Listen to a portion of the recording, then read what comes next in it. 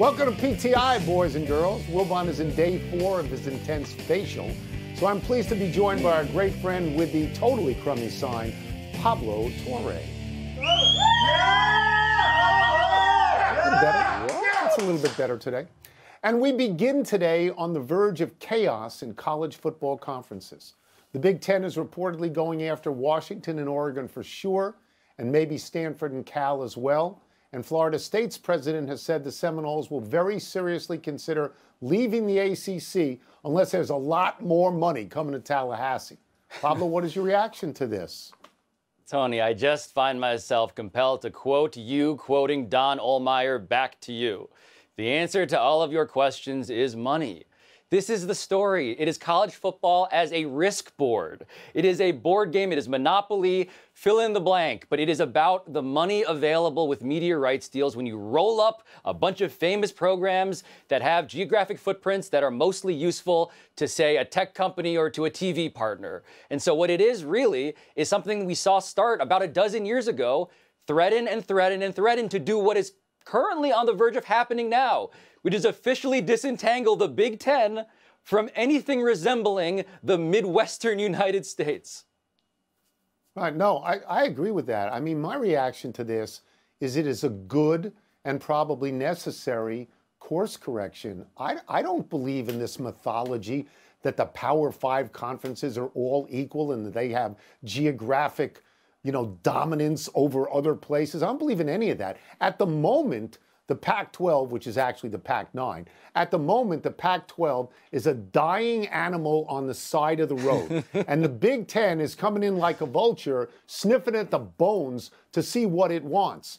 It'll be a Pac-5 by next Thursday. And after that happens, Arizona and Arizona State and Utah, they're going to go to the Big 12. And Washington State and Oregon State are going to stand there looking at each other like they're late for the prom, and they're going to try to convince themselves, oh, the Mountain West isn't so bad.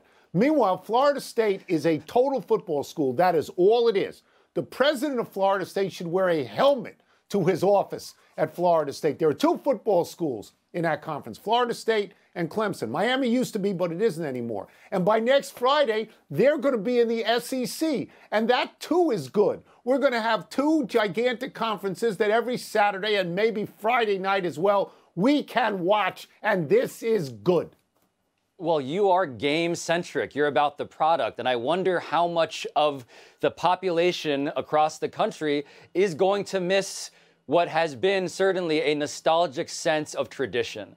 Because I'm with you, right? I get the reality of the economics of this. I get the difference between the Apple TV Plus deal, which has been proposed reportedly to the Pac-12, Pac-9, as you say, which was about $20 million a year per member school. When you're getting up to the Big Ten era, that level, you're talking about 2 to 3 times that. This is not insignificant. Yeah. And so when you talk about how do you support these programs, of course you need the money. I just wonder if anybody's going to complain about the fact that the Pac-12, the Pacific part of that, is totally irrelevant to anything related to the conference. Most college football fans, beyond their own specific rivalries, want to see the best games possible. There's only about 80 or 90 teams that play D1 football. There's only 30 of them that are any good. So let them all play together so everyone can see them. The only question left, Pablo, in college football is Notre Dame going to go to the Big Ten or the SEC? Because there's no geographic imperative anymore. There's none. There's none. No. But as we talk about people trying to upgrade their leagues, let's talk about what Leo Messi did. Should the league itself protect Leo Messi?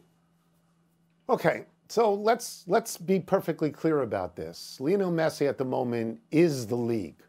Okay, any casual soccer fan out there can't name any other player can name Messi and wants to see Messi. So should they protect him? They should have an armed guard out there with him. If anything happens to him, if he gets knocked out of a game, the guy who runs Apple TV should be allowed to run on the field, grab the perpetrator, and kick him out of the league forever. You cannot have Lionel Messi getting a broken ankle from some rum-dum. Okay, that's not the way it works. So I say this a lot to you, Pablo. I'm not a soccer guy. In fact, I find those people who are rhapsodic about soccer and talk about the beautiful game, I find them among the most pretentious people on the face of the earth. I once worked with a guy who was a third-string movie critic who actually said to me, every time up and down the field is like a novella, except he said the pitch. And I looked at him, I said, please stop. Like, please stop right now. But the fact is that Messi is great. He is demonstrably better than everybody else. And people want to see him with the ball or near the ball. He's just better. Tony, it looks like Leo Messi is being defended by third-string movie critics on the pitch. It is embarrassing. And look, part of me wants to be defensive of the MLS while the MLS plays no defense, because Leo Messi has done this everywhere. He did this in the Premier League. He did this in La Liga. He's done this in France. He can do it to the best players, right? He does it in the Champions League, right, where he plays all of them. So to me, MLS can be both a bit of a laughingstock because, yes, Leo Messi is their son. We orbit around him. We orbit around the fact that he has been scoring goals in the first 10 minutes of games, it turns out, with the ease that you write on your legal pad. But at the same time, he does it to the best of the best. And that's the gift. It's obvious to casuals as well as experts. So, first of all, just a small correction. Messi never played in the Premier League. And you keep calling him Leo like he's Leonardo DiCaprio, and I'm getting lost in this thing. Let me just say this about Messi. He is the greatest player to ever play soccer in the United States. Okay, and that's for two reasons. One, he's one of the 4 or 5 greatest players anywhere at any time. And two, he has come here closer to his prime than the great Pelé or Beckenbauer or Canalia came to America 50 years ago. We are watching art. We are watching Michael Jordan and Tom Brady. It's great. I mean, honestly. Yeah. I mean, it's great. Like a novella almost. Yeah, up and down the pitch. Please, I beg you, stop. 1-0. Stop. According to Pro Football Talk, concern over safety on kickoffs has reached the point where the NFL is considering adopting the XFL kickoff. In the XFL, the kicker kicks from his own 30-yard line, and the rest of the kicking team is 5 yards from the receiving team on the receiving team's 35-yard line. Only the kicker and the returner can move until the kick is fielded, cutting down collision speeds enormously. Pablo, would you then back this change? I would, Tony, and I am sure there's a lobby out there hoping to save the Dante Hall highlights, the fill-in-the-blank, your favorite kick returner, like those moments. They're great. I get it. But we're talking about an increase in safety as much as these are increases by degree and never by category in exchange for what cost. And to me, that part of the play, if I can still have punt returns, I'll give up kickoff returns in order to make it that much safer, if that's even possible. Yeah, I'm in the Dante Hall group, I'm afraid. Look, I love the kickoff, so any change like this, I hate. But I cannot continue to keep my feet in the last century. I mean, I can't. It's the most thrilling play in football, and it's the most dangerous, and I can't honestly defend it. It is an anachronism, as am I. What I don't like is the notion that the NFL might want to just start by placing the ball on the 25, which I think they want to do because they've changed their rule for this year so that if you make a fair catch on a kickoff behind the 25, you get it at the 25. And honestly, Pablo, I think most coaches probably say, just give it to us on the 25. We know what we're doing on offense. The XFL rule at least encourages a kickoff return of sorts. Now, it's really clogged up. You know, I don't know how far you can actually get. Maybe you just have to pretend you're getting a naked screen pass and try to evade 1 or 2 guys, but at least it's not placed down.